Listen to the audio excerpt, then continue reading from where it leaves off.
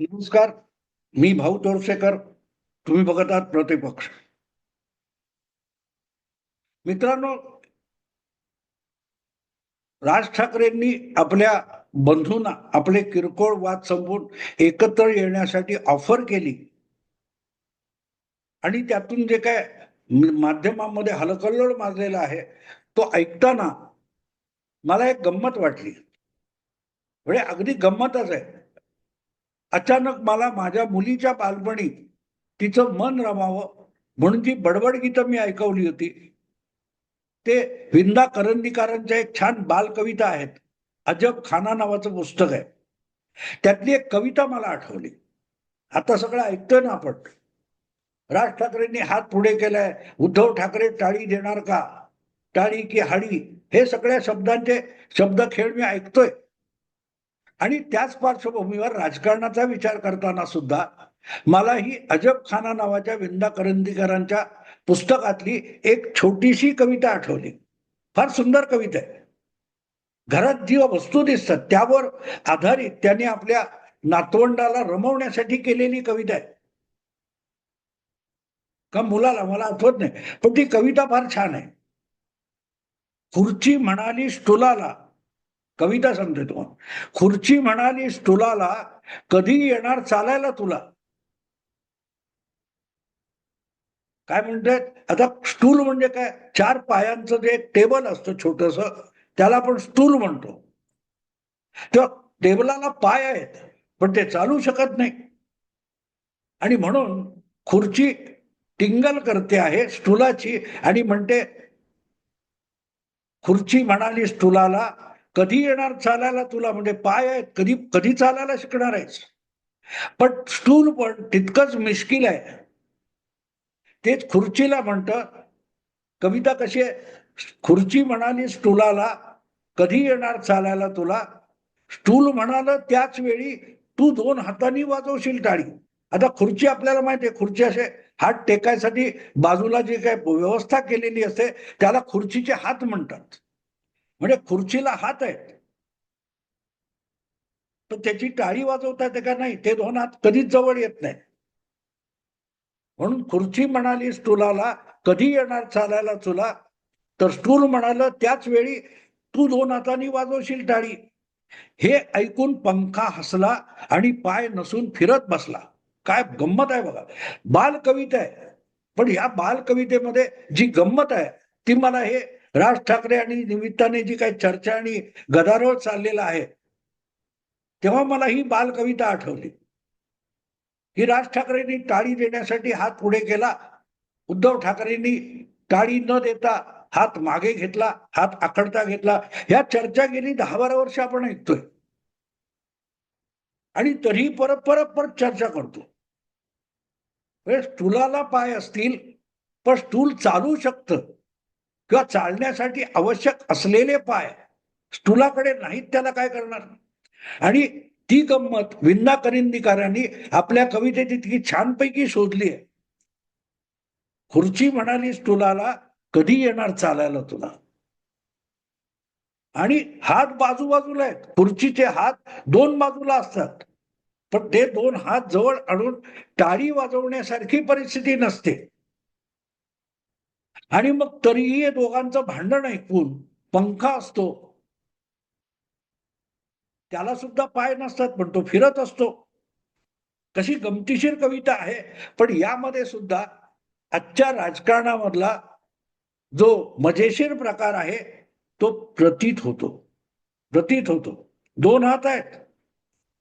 त्यामध्ये आपल्या नातवंडाला हसवण्यासाठी किंवा मुलाला हसवण्यासाठी विंदा करंदीकरांनी जी शब्दरचना केलेली आहे की, खुर्ची तू तरी, तुझ्याकडे हात आहेत ना, टाळी वाजवून दाखव. मला चालायला येत नाही म्हणते.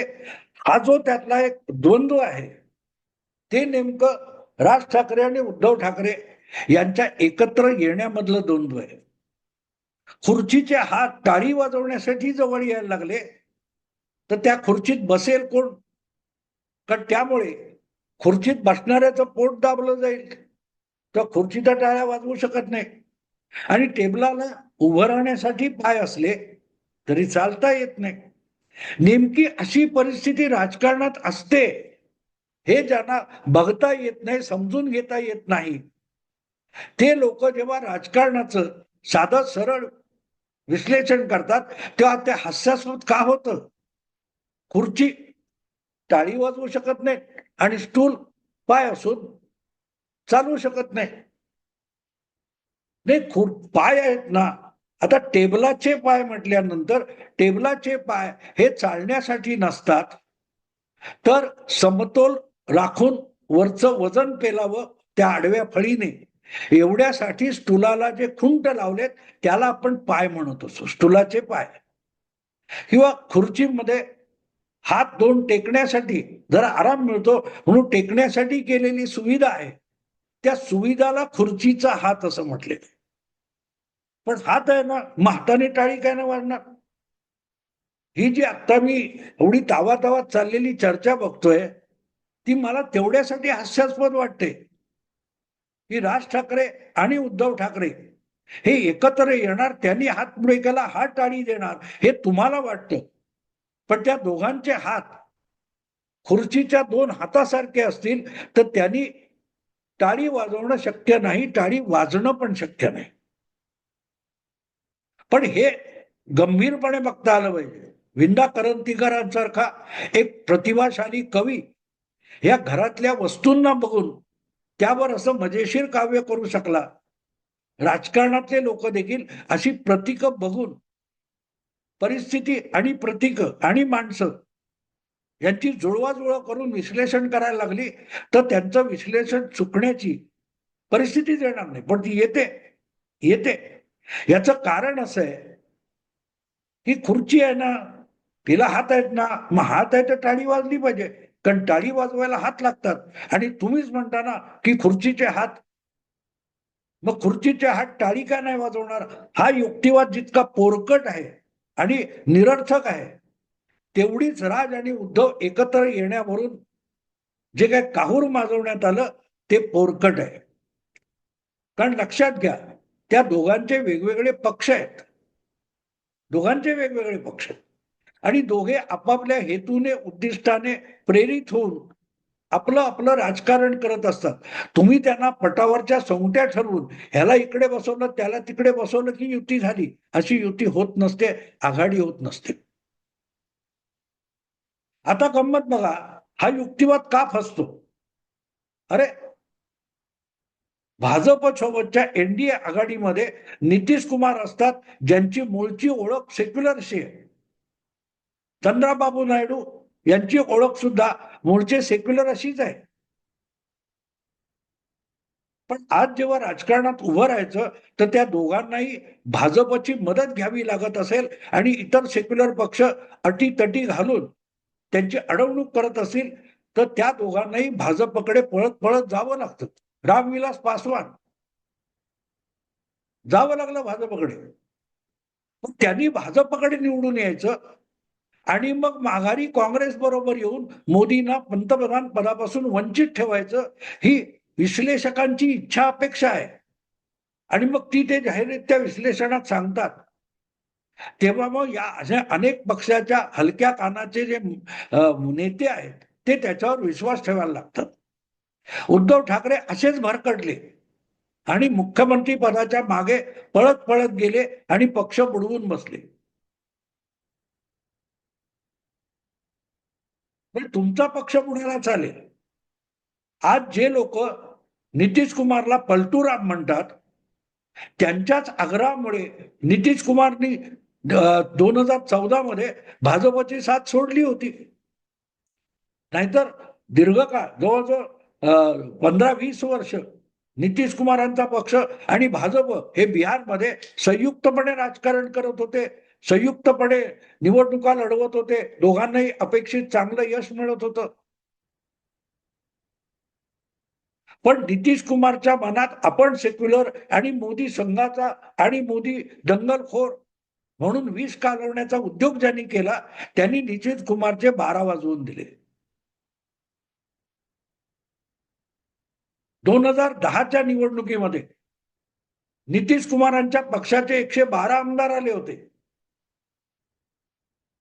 पण मोदींना सोडून गेले, लालूंना शरण गेले आणि त्यांचं संख्याबळ हे 70 पर्यंत खाली आलं. त्यासाठी लालू प्रसादना आपल्या असलेल्या 112 आमदारांपैकी 12 आमदारांना घरी बसून नितीश कुमारांना, लालूंना 28 आमदार असताना 100 जागा द्याव्या लागल्या आणि काँग्रेसच्या नगण्य जागा असून सुद्धा काँग्रेसलाही 30-40 जागा द्याव्या लागल्या. काँग्रेस त्यातून सर्व्हाइव्ह झाली. काँग्रेसला पुनरुज्जीवन मिळालं. पण मेला कोण? जदयू. नितीश कुमारांचा पक्ष मरणासन्न होऊन गेला. तो अजूनही उभा राहत नाही. 2017 नंतर त्यांना परत भाजपकडे यावं लागलं. परत सर्व्हाइव्ह झाले, परत तिकडे गेले. कारण नितीश कुमारांनी असल्या विश्लेषक आणि पत्रकारांच्या बुद्धिबळाच्या पटावर स्वतःला एक प्यादं आणि मोहर करून टाकला आणि तीच गोष्ट चंद्राबाबू नायडूची आहे. आणि म्हणून असे लोक जेव्हा चंद्राबाबू नितीश कुमार हे भाजपच्या एनडीए मध्ये जातात तेव्हा त्यांच्यावर सडकून टीका करतात. पण भाजपच्या मदतीने निवडून आल्यानंतर त्यांचे खासदार घेऊन त्यांनी काँग्रेसच्या सोबत यावं ही पण अपेक्षा असते. नेमकी तीच गोष्ट आज आपण महाराष्ट्रामध्ये उद्धव ठाकरे आणि राज ठाकरे एकत्र यावे अशी चर्चा करणाऱ्यांची आहे. तुम्हाला मुद्दाम एक आठवण सांगतो. 2005 का 6 मला वाटत नाही, 2005 असेल का 6 असेल, राज ठाकरेंनी महाराष्ट्र नवनिर्माण सेना या आपल्या पक्षाची स्थापना केल्यानंतर गुढीपाडव्याला पहिली जी शिवाजी पार्कात मोठीच्या मोठी विराट सभा घेतली होती. त्या निमित्ताने हा आमचा तो दरेकर आहे, दरेकरच्या प्रवीण दरेकर त्याच्या भावाने एक मासिकाचा विशेषांक काढला होता. राज ठाकरेंना शुभेच्छा देणारं अशी एक स्मरणिका स्वरूपाचं मासिक काढलं होतं. त्या मासिकामध्ये शिवसेनेतून बाहेर पडून स्वतःचा पक्ष, पुरोगामी पक्ष वगैरे उभा करणारा म्हणून राज ठाकरेचं जे गुणगान करणारे लेखक आहेत ते आज बहुतेक उद्धव ठाकरे यांच्या आरती ओवाळणारे झाले. निखिल वागडे, राजू परुळेकर, तुमचे काय ते कुमार केतकर, ह्या सगळ्यांचे लेख राज ठाकरेची पाठ थोपटणारे हे त्या स्मरणिकेमध्ये आहेत. आज ते लोक उद्धव ठाकरेंचे पाठ थोपट करतायत. आज राज ठाकरेंच्या पक्षाची अवस्था काय हे तुम्हाला माहिती आहे, मी वेगळं सांगायला नको. पण जे लोक शिवसेना तोडून बाहेर पडलेल्या राज ठाकरे यांच्या आरत्या ओवाळत होते तेच आज उद्धव ठाकरेंची सुद्धा आरती ओवाळत आहेत. आणि अर्थातच राज आणि उद्धव यांनी एकत्र यावं असंही म्हणण्यात त्यांचा पुढाकार असणार. पण अशा लोकांच्या सल्ल्यावर जेव्हा आपले पक्ष चालवायचा प्रयत्न होतो तेव्हा ते पक्ष रसातळाला जाण्याला पर्याय नसतो.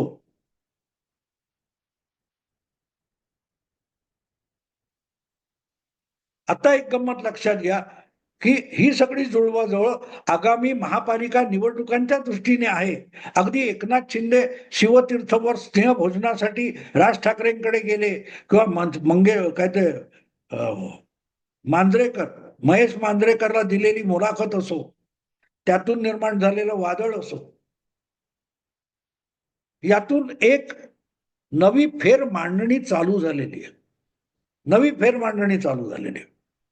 आणि मला असं दिसतं की महाराष्ट्रात साधारण ऑक्टोबर-नोव्हेंबर नंतर महापालिका, जिल्हा परिषदा निवडणुका होतील असं म्हटलं जाते.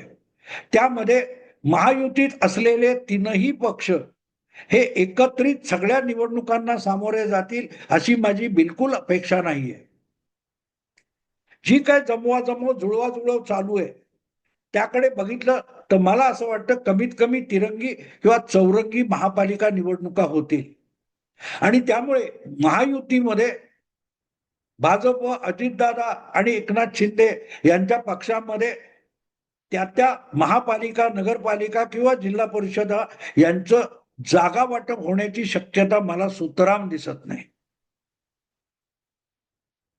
एकेका महापालिका किंवा जिल्हा परिषदेसाठी निवडणूक उमेदवारांच्या जागा वाटप होणार नाही, पण महापालिका आणि जिल्हा परिषदांचं वाटप होऊ शकतं. म्हणजे असं की मुंबई महापालिका ही भाजपसाठी एकनाथ शिंदेनी वाट सोपी करावी, बदल्यात ठाण्याची महापालिका जी आहे, जो पहिल्यापासूनच एकनाथ शिंदे यांचा गड आहे, तिथे एकनाथ शिंदेचं पारडं जड राहील आणि ठाण्याची महापालिका ही एकनाथ शिंदेच्या हातात राहील. नवी मुंबई भाजपकडे म्हणजे गणेश नाईकांकडे, पिंपरी चिंचवडची नगरपालिका अजितदादांकडे, तर पुण्याची महापालिका ही भाजपकडे, कोल्हापूरची आणखी कोणाकडे, संभाजीनगर आणखी कोणाकडे, अशा रीतीचं वाटप होऊ शकतं. म्हणजे महापालिका किंवा स्थानिक स्वराज्य संस्था ज्या आहेत त्यांचं वाटप होईल. या पक्षाला आपण ही सत्ता द्यायची, त्या पक्षाने ती सत्ता घ्यावी, अशा रीतीचं वाटप होईल. आणि मग त्या दृष्टीने तिथे तिथे जुळणाऱ्या आघाड्या तयार होतील. आता राज ठाकरे हे मुंबईमध्ये जर एकनाथ शिंदेबरोबर गेले आणि भाजप विरुद्ध शिंदे राज ठाकरे अशी लढत झाली तर काय होईल याचा विचार करा. मी मुद्दाम तुम्हाला बेरीज वजाबाकी शिकवतोय. राज ठाकरे यांच्याकडे मुंबईत अगदी कितीही निष्क्रिय राहिले तरी 15 ते 20 नगरसेवक निवडून आणण्याची क्षमता आहे. एकनाथ शिंदे यांच्याकडे आधीच उद्धव ठाकरे यांच्या गटातले मूळ काय 90-92 नगरसेवक होते, त्यापैकी 55 ते 60 ऑलरेडी एकनाथ शिंदेकडे आलेले आहेत. म्हणजेच या दोघांचं पोटेन्शियल हे साधारण 70-75 नगरसेवक निवडून आणण्याचं, अगदी 80 पर्यंत जाण्याचं पोटेन्शियल एकनाथ शिंदे आणि राज ठाकरे या दोघांमध्ये मिळून आहे. दुसरीकडे भाजपने गेल्याच वेळेला 82 नगरसेवक निवडून आणले होते आणि शिवसेना आणि भाजप एकमेकांच्या विरुद्ध लढले तरी जवळजवळ तुल्यबळ झाले. पण हे दोन पक्ष एकमेकांची तुल्यबळ होत असताना मधल्यामध्ये बळी गेला असेल कोणाचा तर तो काँग्रेस पक्षाचा गेला. शिवसेना 84 आणि भाजप 82 एवढं यश मिळवताना 2017 मध्ये काँग्रेस पक्ष मुंबईत जमीनदोस्त झाला. जो पक्ष शिवसेनेशी टक्कर देणारा पक्ष म्हणून ओळखला जात होता दीर्घकाळ, त्याचं जवळजवळ नामोनिशाण पुसलं गेलं. आता विचार करा, भाजप विरोधात राज एकनाथ शिंदे अशी लढाई करू घातली तर कट्टर मराठी मतं एकनाथ शिंदे राज ठाकरे यांच्या बरोबर जातात आणि त्यांच्याबरोबर हातमिळवणी केलेली नसल्यामुळे असलेली मराठी अधिक सेना विरोधी असलेली अमराठी मतं भाजप घेऊ शकतो आणि त्यामुळे या दोघांमध्ये कडी टक्कर होईल. शिवसेना आपला एकनाथ शिंदे आणि राज ठाकरे विरुद्ध भाजप यांच्यात अटीतटीची लढाई झाली तर त्यामध्ये बळी जाण्यासारखा पक्ष फक्त काँग्रेस नसेल तर काँग्रेस अधिक उद्धव ठाकरे ही महाविकास आघाडी असेल, कदाचित एकटे उद्धव ठाकरे असेल. नाहीतरी आता काँग्रेसची परीक्षा महाराष्ट्रात आपल्या मुंबईमध्ये संपूर्ण दुर्दशा आहे. वर्षा गायकवाड यांची भगिनी असलम शेख आणि तो अमीन हे 3 फक्त आमदार काँग्रेसचे निवडून आलेले आणि त्यामुळे अशा प्रकारे जर मांडणी झाली भाजप विरुद्ध राज एकनाथ विरुद्ध उद्धव आणि इतर किंवा लहान मोठे, तर मग त्यामध्ये या दोघांना 2 आघाड्यांना म्हणजे अख्खा भाजप विरुद्ध शिंदे आणि शिंदे आणि राज ठाकरे, तर या दोघांची जी तुंबळ लढाई होईल त्यामध्ये मधल्यामध्ये उद्धव ठाकरेंच्या उभाठा शिवसेनेचा बळी जातो. आणि हे ओळखूनच मोठ्या संख्येने उबाठा शिवसेनेच्या माजी नगरसेवकांनी आणि पदाधिकाऱ्यांनी एकनाथ शिंदे यांच्या दारात लाईन लावलेली आहे, रांग लावलेली आहे. आणि दोघेही तुल्यबळ झाले. तर भाजपला बहुमतासाठी किंवा सत्ता स्थापन करण्यासाठी त्यांच्या कोणाची तरी मदत घ्यावी लागेल. म्हणजे भाजपला एक हाती बहुमत मिळण्यापासून रोखायचं असेल तर शिंदे आणि राज ठाकरे एकत्र येणं हे योग्य ठरेल.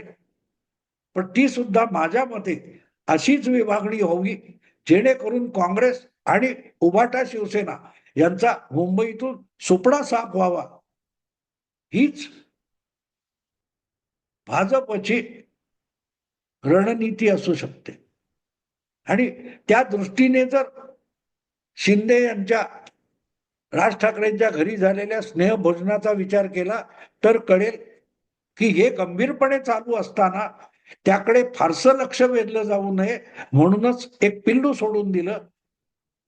राज ठाकरे टाळी द्यायला तयार आहेत.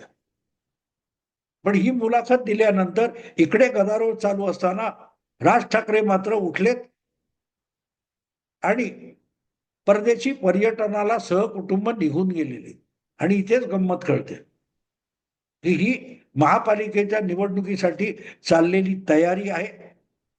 आणि त्या तयारीमध्ये राज आणि शिंदे एकत्र येणार असतील तर उद्धव आणि राज एकत्र यायला स्कोप उरतो का, विचार करा. मी इथेच थांबतो. आवडलं लाईक करा, शेअर करा आणि प्रतिपक्षाला सबस्क्राईब करा. नमस्कार.